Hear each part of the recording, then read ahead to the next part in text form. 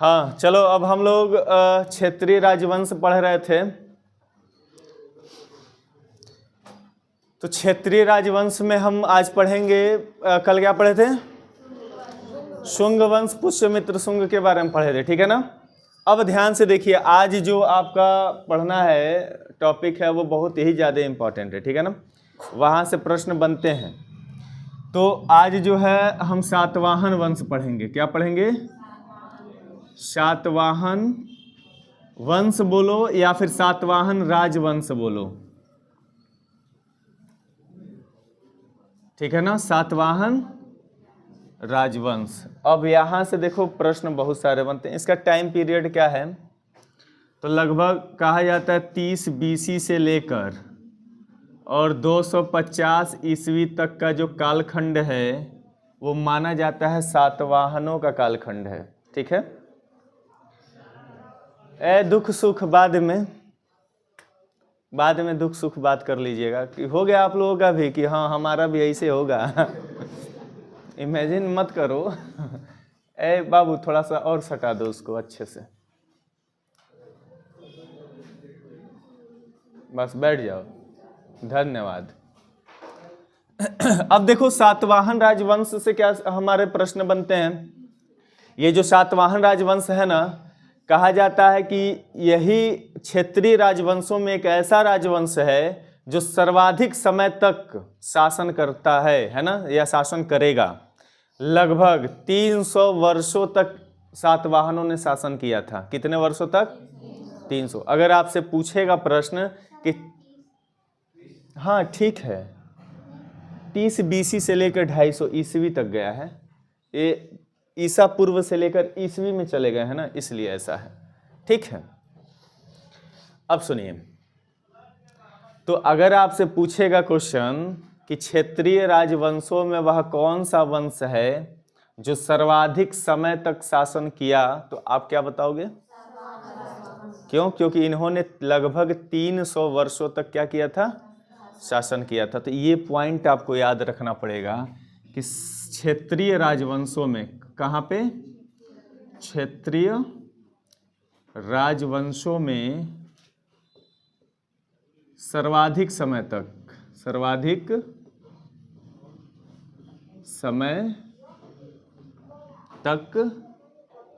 शासन किए।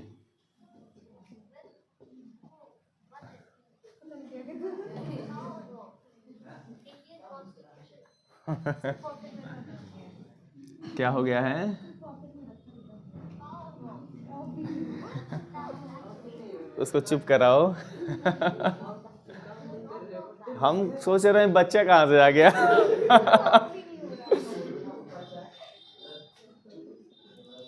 ऑफ कर दो, हो गया। हो जाता है ऐसे कभी कभी जो है। एक मैम आती थी हम लोग को पढ़ाने दिल्ली में, वो पढ़ा रही थी, उनके फ़ोन में अचानक से गाना बज गया, है ना। गाना कौन बजा? दिल है तुम्हारा। एक गाना है ना ऐसे करके, पता नहीं कौन सी मूवी का, अभी याद आएगा तो बताएंगे। अब सारे बच्चे मुंह दाब दाब के हंसना शुरू। और एक राकेश यादव सर, जिनके पास मैं मैथ पढ़ा वहाँ मुखर्जी नगर में, उनको एक गे था। गे मतलब समझते हो ना? गे आके सबके सामने, जैसे एक बैच में 4500 बच्चे थे, हमारे बैच में 3500 बच्चे एक साथ पढ़ते थे हम लोग। 3500 बच्चों का बैच था जिसमें मैं पढ़ा था। तो एक क्लास में जाते थे, एक क्लास में 500 बच्चे बैठते थे, फिर दूसरे, एक पूरी बिल्डिंग ही थी।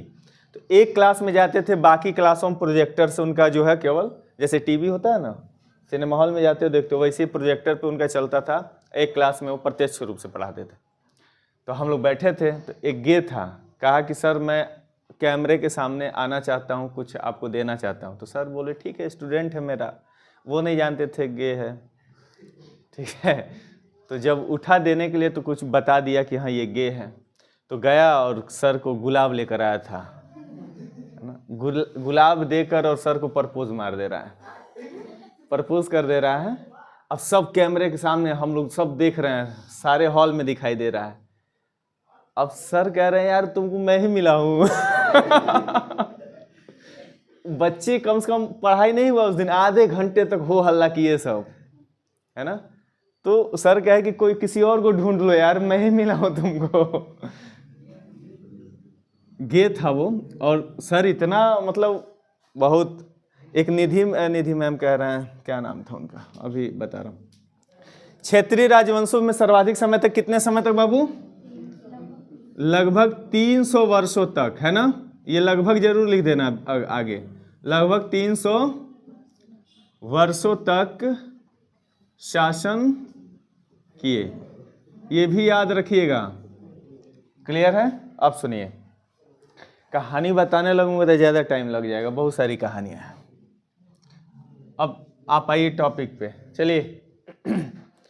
अब यहाँ से और क्या आपके लिए इम्पोर्टेंट है, आपसे पूछेगा कि जो सातवाहन राजवंश है इसकी राजधानी कहाँ थी, ठीक है ना। राजधानी से प्रश्न बनता ही बनता है, ठीक है। और यहाँ से ये इसकी राजधानी कई बार पूछा गया है, पीसीएस में भी पूछा गया है, आपके समीक्षा अधिकारी में भी पूछा गया है, एसएससी में पूछा गया है, बैंक में पूछा गया, वनडे एग्जामिनेशन छोटे एग्जामों में पूछा गया। तो राजधानी क्या पूछा गया, ध्यान से देखिए, ठीक है। तो राजधानी, तो इसकी जो प्रारंभिक राजधानी थी ना, जो आपको याद नहीं रखना है, वो थी अमरावती। क्या थे? अमरावती थी। इसकी जो प्रारंभिक राजधानी थी क्या थी? अमरावती, जो आपको याद नहीं रखना है। आपको क्या याद रखना है, जो उसकी बाद में राजधानी बनी जिसका नाम था प्रतिष्ठान। क्या नाम था? प्रतिष्ठान, या फिर इसी को हम पैठन बोलते हैं। क्या बोलते हैं? पैठन। और ये परीक्षा में आपके पूछा गया, ये मोस्ट इंपॉर्टेंट है, आपको ये याद नहीं रखना, बस जानकारी के लिए जान लीजिए, आपको याद रखना है ये, ठीक है ना। अगर आपसे पूछे सातवाहनों की राजधानी कहाँ थी तो क्या बताओगे? प्रतिष्ठान थी या पैठन थी, ठीक है ना। और पीसीएस में यहाँ तक पूछा गया है कि ये पैठन जो सातवाहनों की राजधानी थी वो किस नदी के किनारे थी, तो ये भी आपको जानकारी याद रखनी है, ठीक है ना। तो आपको याद रखना, ये जो प्रतिष्ठान थी वो गोदावरी नदी के किनारे थी। कहाँ थी? गोदावरी नदी के किनारे थी, नदी के तट पर या किनारे, ठीक है ना।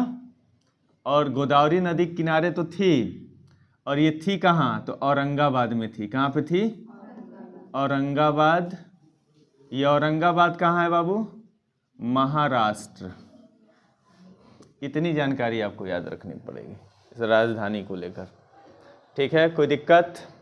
आगे बढ़ें, चलिए। अब देखिए, जो सातवाहन राजवंश था ना, एक और पॉइंट यहाँ पे ध्यान से सुनो, यही क्षेत्रीय राजवंशों में एकमात्र ऐसा राजवंश था जिनकी सीमाएं 3 समुद्रों से लगती थी, है ना। ये भी प्रश्न बन चुका है, आपके एग्जामों में पूछा गया है कि क्षेत्रीय राजवंशों में वह कौन सा वंश था जिसकी सीमाएं 3 समुद्रों से लगती थी, ठीक है ना। तो सातवाहन राजवंश, और तीनों समुद्रों का नाम आपको याद रखना पड़ेगा। तो आपको क्या याद रखना है? इनकी सीमाएं, है ना। सीमाएं, सीमा का मतलब क्या है? ये सीमा नहीं आ रही है पढ़ने, उसका पेपर हो गया।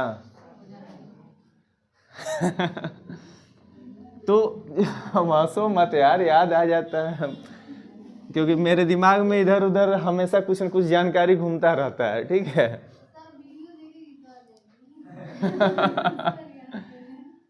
अच्छा हाँ, सीमा आ जाओ, ठीक है, वीडियो में बोल दिया।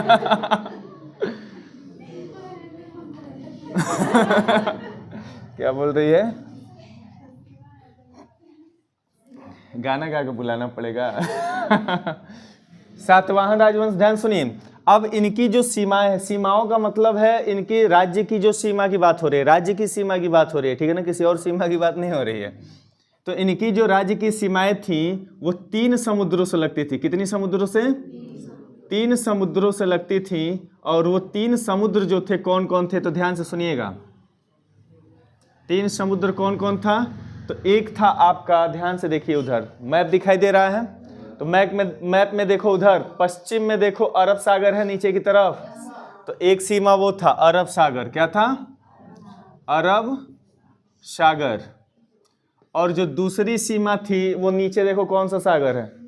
हिंद महासागर। दिखाई दे रहा, लंबा लंबा लिखा है। तो एक क्या था? हिंद महासागर। बहुत बढ़िया आ रहा है। चलिए, आपको दिखाई दे रहा है ना? लाइट का प्रॉब्लम है। चलो, एक आपको दिखाई दे रहा होगा ऊपर, इधर कौन सी खाड़ी? बंगाल की खाड़ी। बंगाल की खाड़ी। तो ध्यान से देखो, इनका जो राज्य सीमा था कितना बड़ा था। एक तरफ जाते जाते चले जा रहे थे हम अरब सागर, एक तरफ जाते जाते हम हिंद महासागर, एक तरफ जाते जाते बंगाल की खाड़ी। मतलब इनकी जो राज्य की सीमाएं थी वो 3 समुद्रों से लगती थी, और आपको ये याद रखना पड़ेगा। क्लियर है? इसलिए इनको 3 समुद्रों का अधिपति कहा जाता था। क्या कहा जाता था? 3 महासमुद्रों का अधिपति किसे कहा जाता था? तो क्या बताओगे? सातवाहनों को। क्लियर है? तो ये भी नोट करके मैं लिख दे रहा हूं यहाँ पे, सातवाहनों को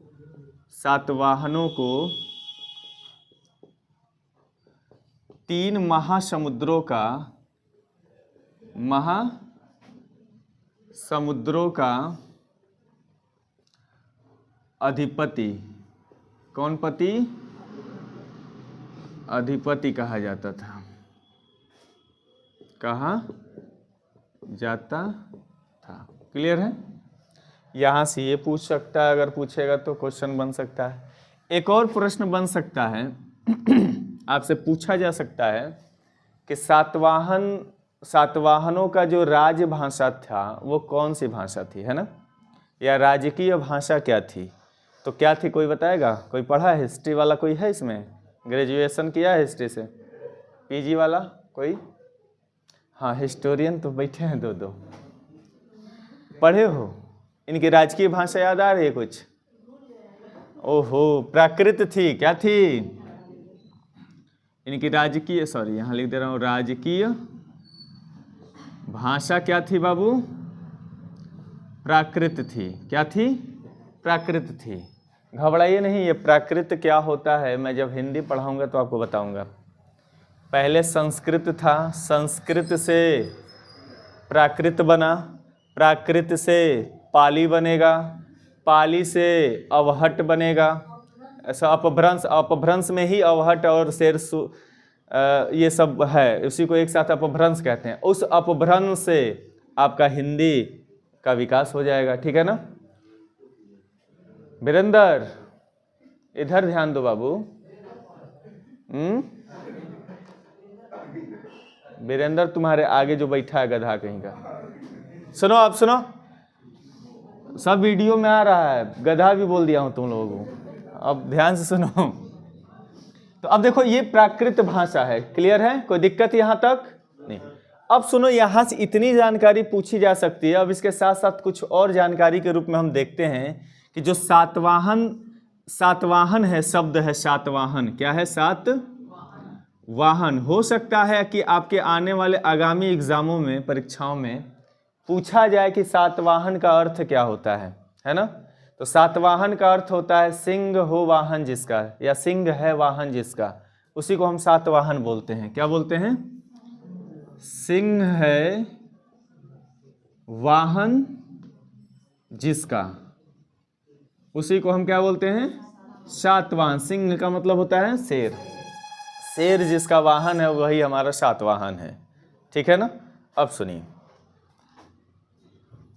सातवाहन के जानकारी का स्रोत थोड़ा सा हम देख लेते हैं कि कहाँ कहाँ से सातवाहन वंश की जानकारी मिलती है। ठीक है ना? अब जानकारी के स्रोत में मैंने बताया था कि एक स्रोत होगा पुरातात्विक, क्या होगा? और एक होगा साहित्यिक। एक फ्रेम अपने दिमाग में बना लो, जब भी किसी वंश को पढ़ो, चाहे इतिहास में कुछ भी पढ़ो, साक्ष्य के रूप में ये दोनों आएंगे ही आएंगे। एक खुदाई के दौरान प्रमाण मिलेगा, और एक साहित्यों में जो रचनाएं की गई हैं, किताबें लिखी गई हैं पुरानी, उन किताबों में उसके बारे में कहाँ कहाँ जानकारी मिलती है, इसके बारे में दिमाग में फिट कर लो अपने। ठीक है ना? हाँ, चलिए अब देखिए ध्यान से। पवन बाबू इधर देखो। हाँ, पुरातात्विक साक्ष्य में जो पहला साक्ष्य आपको याद रखना पड़ेगा, बहुत ही ज़्यादा इंपॉर्टेंट है, और यहाँ से आपके पीसीएस के एग्जाम में प्रश्न डायरेक्ट बन गया था, ठीक है ना। पहला पूछता है कि एक अभिलेख है जिस अभिलेख का नाम है नाना घाट अभिलेख, क्या नाम है, या उसी अभिलेख का नाम है नागनिका अभिलेख, क्या नाम है, नागनिका। एक कौन थी नागनिका, जो थी नागिन नहीं थी। तुम लोग अगर नागिन, तुम बीन बजाने के लिए तैयार हो। अब सुनो, नागनिका कौन थी, सातवाहन राजा एक आएगा जिसका नाम था सातकर्णी प्रथम, क्या नाम था, सातकर्णी प्रथम की पत्नी थी नागनिका। कौन थी, सातकर्णी प्रथम की पत्नी। सातकर्णी कौन था, सातवाहन राजा था, उसकी पत्नी थी, और उसकी पत्नी ने जो अभिलेख लिखवाया था उस अभिलेख का नाम है नागनिका अभिलेख, क्या नाम है, या फिर इसी को नाना घाट अभिलेख बोलते हैं। नाना घाट बोलो या फिर नागनिका अभिलेख बोलो, ठीक है। अब सुनो, यहां से जो जानकारी मिली है वही आपके पीसीएस में पूछा गया है, वनडे एग्जाम में, एसएससी में भी पूछा गया है। तो क्या है, यहां से जानकारी क्या मिला है, तो इसी अभिलेख में ये जानकारी मिलती है कि सातवाहनों द्वारा सर्वप्रथम भूमि दान करने की प्रथा की शुरुआत की गई थी। आपसे पूछा जाएगा कि भूमि दान करने की प्रथा किसने शुरू की, तो क्या बताओगे आप, सातवाहनों ने की। किसने की, सातवाहनों ने। भूमि को दान किया जाता था, ब्राह्मणों को दान कर देते थे, लो भैया पूरा गांव का गांव ले लो, मस्त रहो, है ना। तो आज भी आप सुनते होंगे, कई लोग कहते हैं कि हमारे नाना की इतनी जमीनें थीं और उन्होंने दान कर दिया, पूरा का पूरा गांव ही मेरा था। सुनते हो, कोई कहता है, मिलता आपका मित्र यार। तो यहाँ से क्या मिलता है जानकारी कि सातवाहनों द्वारा सर्वप्रथम भूमि दान करने की जो प्रथा की जानकारी मिलती है वो यहीं से मिलती है, ठीक है ना। तो सर्वप्रथम सातवाहनों द्वारा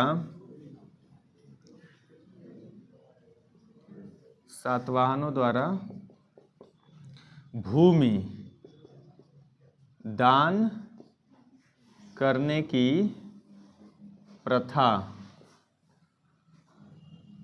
की जानकारी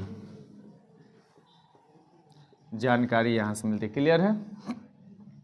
एक और अभिलेख है जिस अभिलेख का नाम है नासिक अभिलेख। कौन सा अभिलेख, नासिक अभिलेख। ये किसका अभिलेख है बता दो, पढ़ाया हूं। नासिक अभिलेख किसका है, गौतमी बलश्री। नाम याद आ रहा है, तुम लोग कहाँ गा रहे थे भाई। तो नासिक अभिलेख से, कहाँ से, नासिक अभिलेख। ये बहुत बार पूछा गया, ये किससे संबंधित है, गौतमी बलश्री का नाम याद रखिएगा। तो नासिक अभिलेख से भी हमें सातवाहन राजवंशों की जानकारी मिलती है। तीसरा एक और अभिलेख है, हाथी गुफा अभिलेख। किसका है बता दो, वेरी गुड, कलिंग राज खारवेल की एक अभिलेख है हाथी गुफा अभिलेख। वहां से भी सातवाहन राजवंश की जानकारी मिलती है। तो आपको याद रखना है, खारवेल का हाथी गुफा अभिलेख, हाथी गुफा अभिलेख। तो अभिलेख पुरातत्व में बस इतना 3 याद रखो, बहुत इनफ है। साहित्यिक में भी देख लेते हैं कहाँ से जानकारी मिलती है। तो सबसे पहली जानकारी आप याद रखना वायु पुराण से। पुराणों में किस पुराण से, वायु पुराण को जब पढ़ा गया तो वायु पुराण में सातवाहन राजवंश के बारे में व्याख्या मिलती है ना, जानकारी मिलती है। दूसरा आप याद रखना मत्स्य पुराण। कौन सा पुराण, मत्स्य पुराण में भी सातवाहन राजवंश की जानकारी मिलती है, ठीक है। तीसरा आप पढ़ोगे तो मनुस्मृति, कल ही पढ़े थे ना, तो मनुस्मृति में भी सातवाहन राजवंशों की जानकारी मिलती है, ठीक है। चौथा आप पढ़ोगे तो एक नाम आएगा जिसका नाम है हाल। क्या नाम है, हाल। ये हाल कौन है, सिनेमा हाल नहीं है, ये हाल जो है सातवाहन राजा का नाम है। एक सातवाहन राजा, भी हम राजाओं का नाम देखेंगे, तो सातवाहन राजा का नाम है जिसका नाम था हाल। और ये बहुत बड़ा कवि था प्राकृत भाषा का। किस भाषा का, प्राकृत भाषा का बहुत बड़ा कवि था। और इसने एक रचना लिखा है जिस रचना का नाम है गाथा सप्तशती। क्या नाम है, इसकी रचना का नाम है गाथा सप्तशती। ये कई बार एग्जामों में पूछा गया है, ठीक है ना। गाथा सप्तशती इन्होंने रचना किया, और ये जो रचना है, इस रचना में पूरा सातवाहन राजवंशों की जानकारी ही लिखा है कि मेरे राज्य में क्या होता था, कौन कौन से राजा हुए, ठीक है ना। अब सुनिए, हाँ इसकी भी मिलती है, और उस किसक में नहीं मिलती है, तो पीछे तो उसमें उसकी भी मिलती है और इसकी भी मिलती है। देखो जो पुराण है ना, बहुत सारे राजवंशों की जानकारी उसमें मिलती, केवल एक ही का नहीं मिलता है। उसमें शुंग का भी मिलेगा, सातवाहन का भी मिलेगा, इसके बाद के जो वंश आएंगे उसका भी मिलेगा, समझ रहे हो।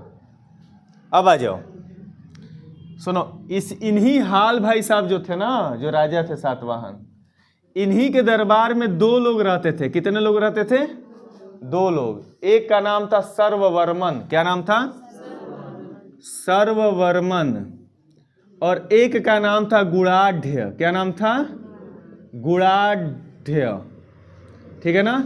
अब इन्होंने एक एक रचना लिखा है, उस रचना में भी सातवाहन राजवंश की जानकारी मिलती है। अब रचना का नाम सुनो।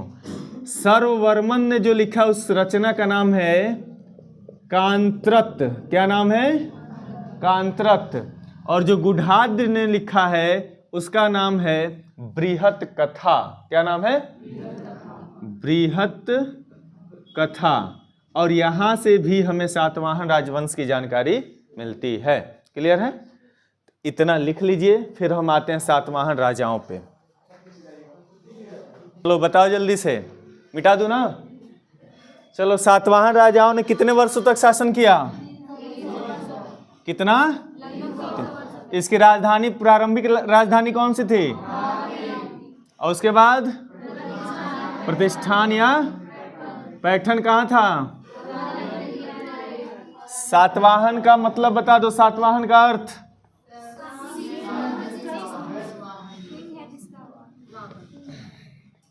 अब दुर्गा जी मत कह देना। हाँ, उनका भी वाहन क्या है? देख रहे हो ना? सब लगता है नशा करके आते हैं सब। हाँ, सातवाहन राजवंश में आइए, बहुत ज़्यादा इंपॉर्टेंट। और वनडे वाले कान दिमाग खोल लें अपना, आ जाओ इधर। कहता है कि जो सातवाहन राजा थे ना, सातवाहन राजा, उनका एक क्रम में बता रहा हूं। वो क्रम आपको याद रखना पड़ेगा। कम से कम 7-8 राजाओं का नाम लाइन बाय लाइन याद रखना पड़ेगा। उसके बाद कौन, उसके बाद कौन, उसके, क्योंकि आपके एग्जाम में क्रम भी पूछा गया है ना। बात समझ आए? इधर उधर दे देगा और सजाने के लिए कहेगा कि कालक्रम के अनुसार इनको सजाइए, कि कौन पहले था, कौन उसके बाद है, कौन उसके बाद है। क्लियर है? तो ध्यान से देखिए राजा कौन कौन था। तो कुछ ध्यान से सुनो, इसके बारे में एक और जानकारी दे रहा हूँ। कुछ साहित्य जो है, बौद्ध साहित्य या जैन साहित्य या पुराणों में या मनुस्मृति में ये जानकारी मिलती है कि सातवाहन राजाओं की संख्या 23 थी। कितनी थी? 23। और कुछ साहित्यों में हमें मिलता है कि कुल सातवाहन राजाओं की संख्या कितनी थी? 30। तो हमें 23 और 30 में नहीं फंसना है, बस एक मोटा मोटी जानकारी रखनी है कि लगभग इतने राजा हुए सातवाहन। क्यों? क्योंकि भाई जब 300 वर्षों तक इन्होंने शासन किया, पीढ़ी दर पीढ़ी, तो बहुत सारे राजा आए होंगे, ठीक है ना। तो हमें बस 7-8 राजाओं को पढ़ना है, जिसमें से पहला नाम आपको याद रखना है सिमुक। क्या याद रखना है? सिमुक। और मैंने आपको बताया था सातवाहन राजवंश का संस्थापक कौन था? सिमुक था। तो ये कौन था? संस्थापक था। क्लियर है? अब सुनिए, दूसरा जो राजा आएगा, ये क्रम याद रखना है आपको। दूसरा आएगा, उसका नाम है सातकर्णी प्रथम। सातकर्णी प्रथम। अब ध्यान से सुनो, यहां से 3 प्रश्न बनते हैं, वो भी मैं बता दे रहा हूं। सातकर्णी प्रथम की पत्नी का नाम पूछता है। पत्नी का नाम है नागनिका। क्या नाम है? नागनिका। ध्यान दीजिएगा, बड़ा इंपॉर्टेंट। इन्होंने ही नागनिका अभिलेख लिखवाया था। यहाँ से दूसरी जानकारी पूछा जाता है कि जो सातकर्णी प्रथम था वो उपाधि धारण किया था, क्या किया था? तो उन उपाधियों का नाम पूछता है आपके एग्जामों में, कौन कौन सी उपाधि धारण किया था। तो दो उपाधि का नाम आपको याद रखना है। पहला उपाधि आप याद रखिएगा दक्षिणापथपति, दक्षिणापथपति की उपाधि धारण किया था। और जो दूसरा उपाधि था उस उपाधि का नाम है प्रतिष्ठानपति। कौन पति? प्रतिष्ठानपति, क्योंकि इनकी राजधानी कहाँ थी? प्रतिष्ठान थी, और प्रतिष्ठान का राजा कौन था? सातकर्णी, इसलिए वहां प्रतिष्ठानपति इसको कहा गया। ठीक है ना। अब सुनिए, अब ये जो सातकर्णी प्रथम है ना, ये यज्ञ करवाएगा। क्या करवाएगा? यज्ञ। कितना यज्ञ करवाएगा? 18 यज्ञ करवाएगा, जिसमें 2 अश्वमेध यज्ञ शामिल होगा। 2 अश्वमेध यज्ञ और एक जो है राजसूय यज्ञ करवाएगा। और ये प्रश्न आपके वनडे के लिए बड़ा इंपॉर्टेंट, आपसे पूछा जाता है कि क्षेत्रीय राजवंशों में कौन सा राजा था जिसने 2 अश्वमेध यज्ञ और 1 राजसूय यज्ञ करवाया था। तो क्या बताओगे? केवल पूछ देगा कि केवल 2 अश्वमेध यज्ञ करवाया था, किसने? तो पुष्यमित्र शुंग ने करवाया था। और ये 2 अश्वमेध के साथ 1 राजसूय यज्ञ भी करवाया था, ये भी आपको याद रखना। क्लियर है? अब आइए, तीसरा जो राजा आएगा उसका नाम था हाल। क्या नाम था? हाल। और ये क्या था? बहुत बड़ा कवि था। और किस भाषा का कवि था? तो प्राकृत भाषा का कवि था। इसकी एक पत्नी आएगी। क्या आएगी? पत्नी। उस पत्नी का नाम है मलयवती। क्या नाम है? मलयवती। और जो ये मलयवती थी, ये संस्कृत भाषा की विद्वान थी। ये प्राकृत भाषा का विद्वान था, और ये किस भाषा की थी? संस्कृत भाषा, है ना, संस्कृत भाषा की विद्वान थी। अरे भाई, गन्ना मन्ना मिलता है तभी ना बियाह होता है, शादी बियाह होता है। ये भी विद्वान हो गया, मिल गया गुड़। आ जाओ। चौथा देखो, तो सिमुख हो गया पहला, दूसरा सातकर्णी प्रथम, तीसरा हाल। जो चौथा आएगा वो सबसे प्रतापी शासक होगा सातवाहन वंश का, जिसका नाम था गौतमी पुत्र सातकर्णी। क्या नाम था? गौतमी पुत्र सातकर्णी। याद रहेगा? ठीक है। 5वें नंबर पे जो शासक आएगा उसका नाम था वशिष्ठी पुत्र। क्या नाम था? वशिष्ठी पुत्र। और जो 6वें नंबर पे शासक आएगा, आपको याद रखना है, उसका नाम था पुलुमावी। क्या नाम था? पुलुमावी।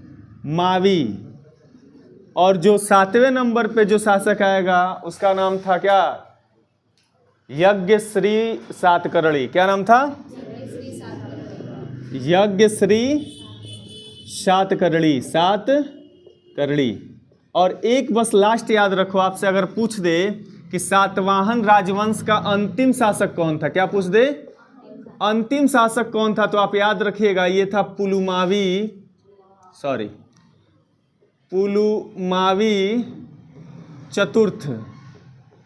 चतुर्थ है ना, या फिर ऐसे भी लिख सकते हो 4th। तो पुलुमावी जो चतुर्थ था वो सातवाहन राजवंश का अंतिम शासक था। तो राजाओं के बारे में आपको इतनी जानकारी याद रखनी पड़ेगी। क्लियर है? अब सुनिए, कुछ नोट करके मैं बता रहा हूं, जहां से आपके परीक्षाओं में बहुत पूछा जाता है। नोट आप याद रखिएगा, ध्यान से देखिए।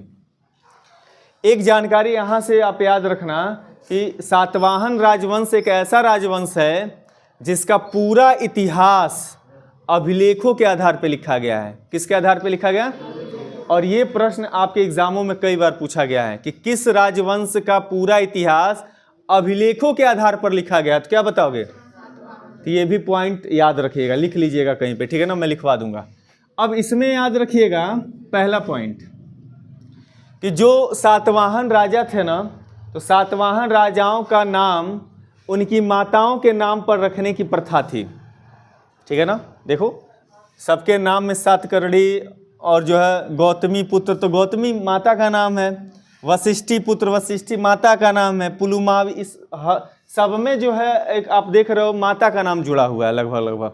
इसीलिए कहा जाता है कि जो सातवाहन राजा थे उनका नाम जो है उनकी माताओं के नाम पे रखने की प्रथा थी। तो पहला पॉइंट ये हो जाएगा।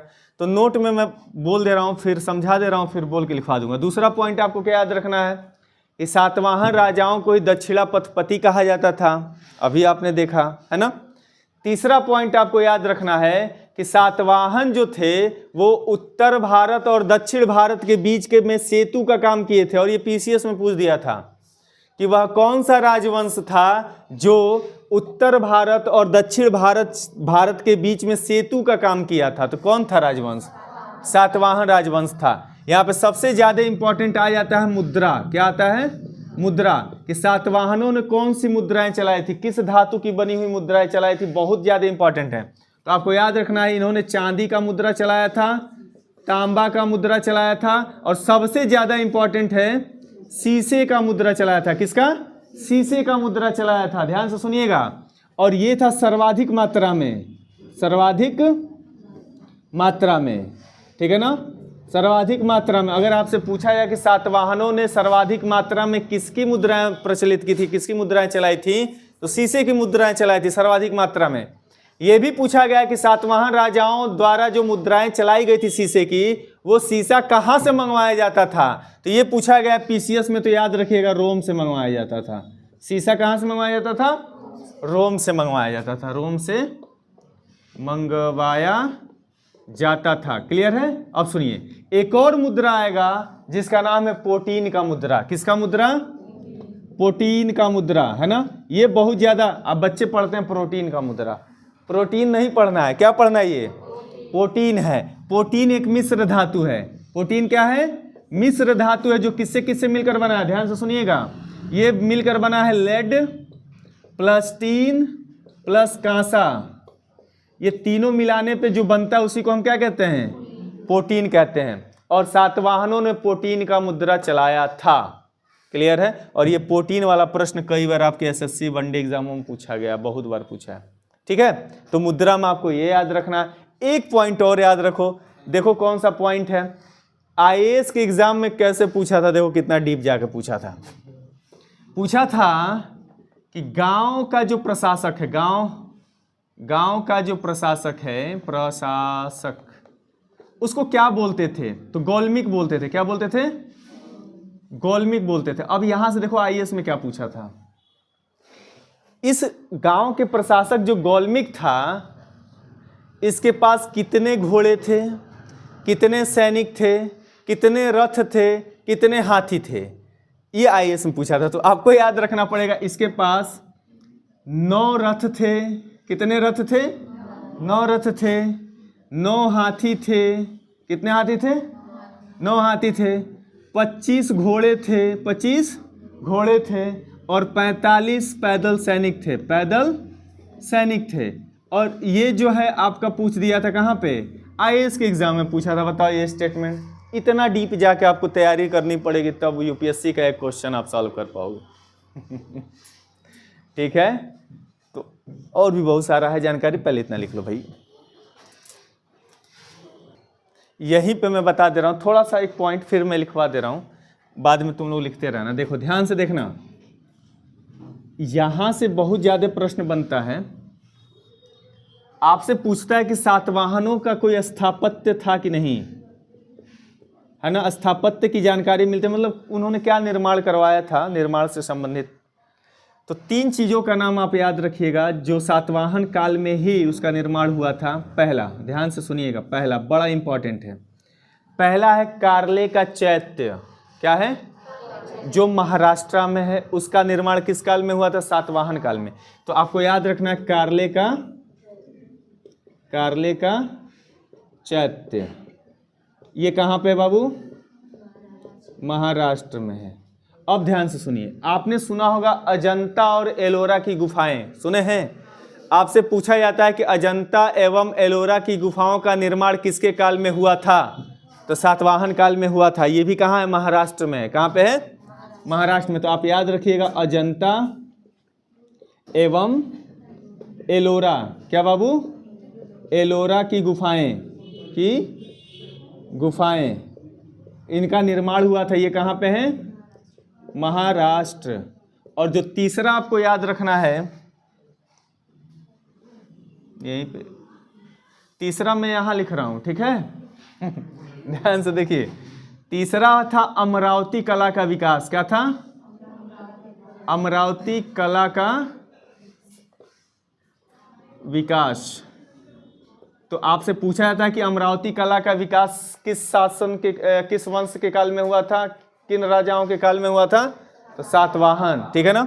और ये है कहाँ? आंध्र प्रदेश। कहाँ है बाबू? आंध्र प्रदेश, दक्षिण भारत में है ना। कहाँ पे? ये दक्षिण भारत में। ये कई बार पूछा गया अमरावती कला, ठीक है ना? चलिए इतना आप लिखिए। चलिए नोट पहले लिख लो आप।